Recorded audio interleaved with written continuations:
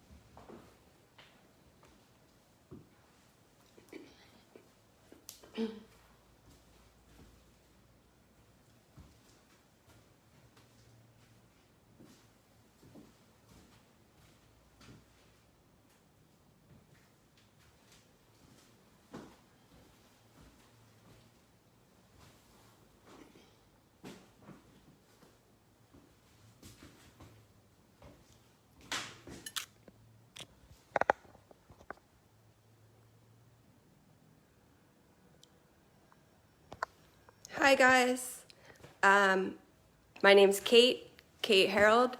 I'm an artist that's represented at Jackson Young, and I'm just gonna talk to you guys for a few minutes. I'm here at our little gallery in East Nashville, which is where we live.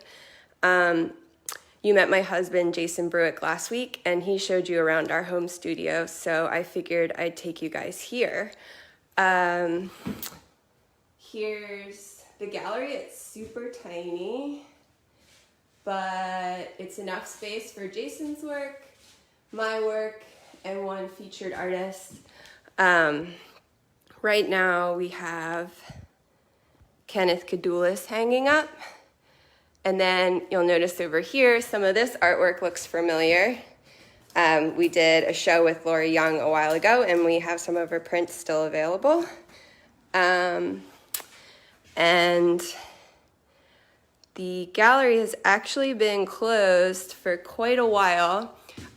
We closed before COVID-19 happened because we are in the middle of where the Middle Tennessee tornadoes hit. So if you look here, we've got some roof missing, and they're actually in here right now reinstalling glass doors from the ones that broke during the tornado. These are all our little neighbors. We're in a little space called the Idea Hatchery. So they're tiny little spaces with small businesses. It's actually a really great community and we love it here. But yeah, and I will talk to you a little bit about my work.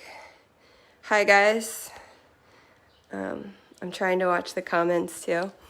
So I'm a digital artist. My work is considered surreal photography.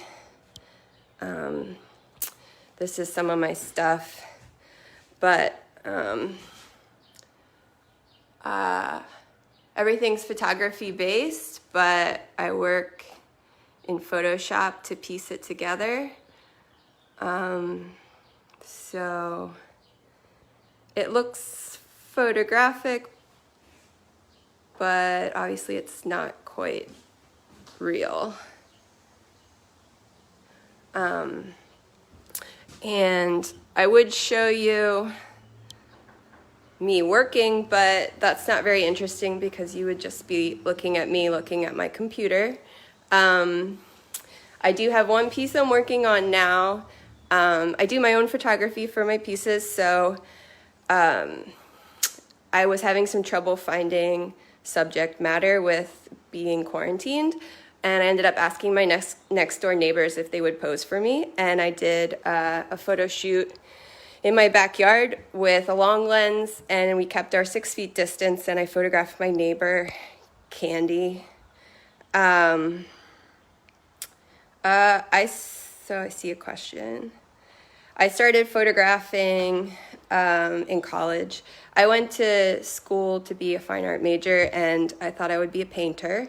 But in college, I took my first photography class in the darkroom, and I fell in love, and I switched everything and concentrated in photography. I did everything film back then. And then when I got out of school, it was hard to find a job, so I ended up working for other photographers and for a printing company, and I did a lot of Photoshop work and production work, so I got really good at Photoshop. Most of the animals I have photographed at the zoo, so you probably noticed the ARC piece.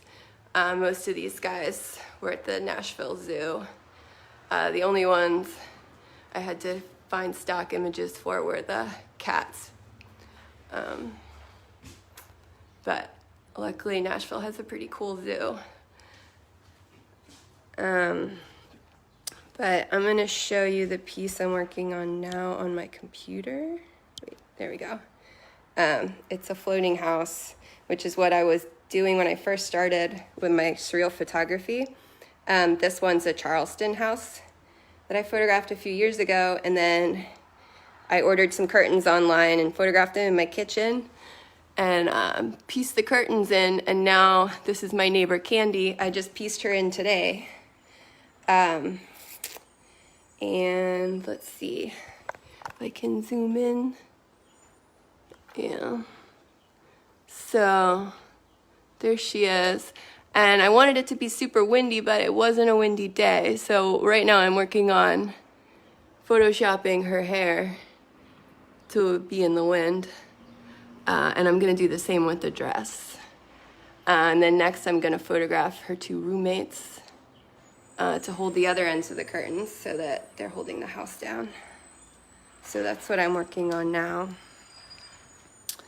Let's see, how do I come up with my compositions? A lot of the pieces, I just kind of get an idea in my head and I can kind of picture it and start piecing it together. Sometimes I'm really trying to think about the imagination of the people in the images. So like a lot of pieces I use kids, and I think about like what goes on in their heads when they're playing, and I try to create that on paper and make the impossible seem possible. I like to work with a lot of animals, kids, cool architecture. These are like Sausalito boat houses. Yeah, stuff like that. How long does it take me to create a piece? It usually takes me at least a month. I don't ever record the time on the computer because I think it would be frustrating, but we have a 2-year-old, so my work is usually interrupted and it's a few hours a day here and there, but it takes me a long time. I tend to nitpick things, so I want every detail to be right. But at least a month. I think the arc took me a year to finish it because I kept changing things and it wasn't working and I would come back to it. So it all depends on the piece, but I try to be patient with it. So I would like to put Max in a piece, but it's really hard to get him to hold still. I usually put kids in that are like 4 years old and up, but I'm thinking he's probably going to end up in something during this quarantine because I need subjects. So yeah, hopefully Max will be in a piece. I actually did make, I think I lost my connection for a second. But I think I'm running out of things to talk about. I don't know how long it's been. But if you guys don't have any more questions, I'm probably gonna sign off. I'll show you this again. Jackson Young is running a sale on my work. So check out their website and find my portfolio. And if you use the promo code Kate, you'll get 15% off. And yeah, support local artists, and we love you guys, and I can't wait until I can go to Chicago and see you guys in person again. So thanks and bye.